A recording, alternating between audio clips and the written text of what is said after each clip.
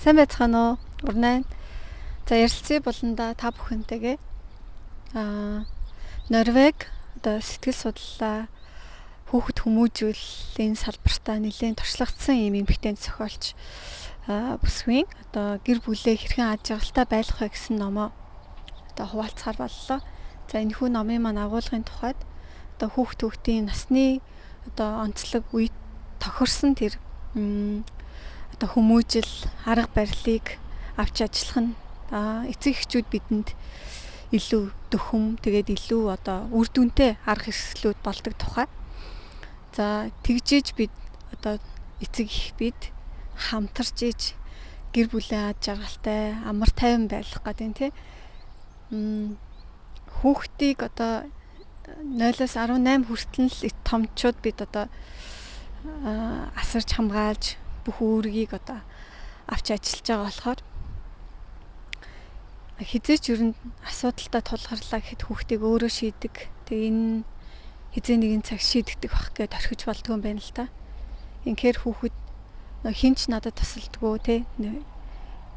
Угаасаа л ийм асуудал ийм байждаг. Тэгээл ингээд шийдэгдэг гэсэн ийм зүйлийг хүүхэд ингээд бараг насан туршдаа тээч гэдэг сөрөг талтай юм байна. Тийм болохоор хүүхэд жоохон насны хүүхэд ч гэсэн ойлгоход эргээд аргаддаг, түүнийг тэрвэрдэг, хайрладаг байх нь эргээд ирээдүйд эерэг асуудлын ард эргээр аятайхан шийдэд гарчдаг тийм хүн бүтээх юм байна л да. Томчууд бидний хүүхдээс ялгарх онцлог нь тэр мэдрэмжээ захирж удирдах чаддаг байгаад байгаа болохоор хэцүү юм тохиолдсон ч гэсэн тэр мэдрэмжээ дарж хүүхдэд энэ асуудлыг хэрхэн даваад гарч чаддгийг өөрийн биеэр үлгэрлэж л харуулах нь их чухал юм байна. Тэгээ энэ дэр нэг сонирхолтой зүйл бас бичсэн байсан. Томчууд хүүхдийг хоёр тусна ингээд суулгаад тий. Томчууд руу одоо микрофон, камер чиглэхэд тэднээс өнөө орой хоолнд ингээ орвол тэгээ тэр хоолнд орох хүн чинь та өөрөө сонгоно хин ч хийж болно гэд эцэг эхчүүд томчуудаас асуухад том хүмүүс Барак Обама, Бейонсе гэл ингээ дэлхийн алдартай том бизнесийн салбар урлагийн гэдэг ч юм уу ийм хүмүүсийг сонгож нэрлсэн юм байна л та.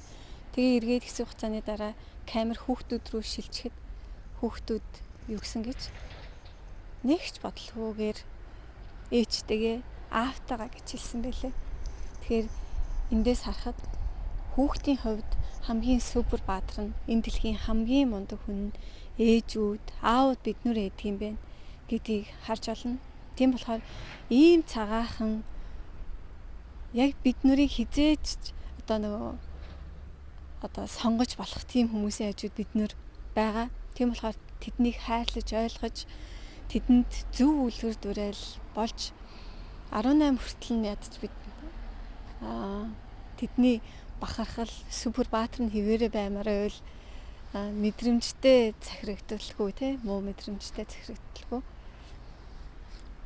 тэдний үлгэр дуурайл болсон гайхалтай ээж аав хүүрээ байхын төлөө л одоо хичээцгэх нь их чухал юм байна да гэсэн зүйлийг энэ номыг уншаад ойлгож авлаа. Тэгээд хүүхэд хүмүүжүүлж байгаа ээж аавуудад илүү уншвал зүгээр ном шиг санагдлаа. Тэгээд дараа бас сонирхолтой гоё номороо уулзъя гэж бодож байна. Баяртай.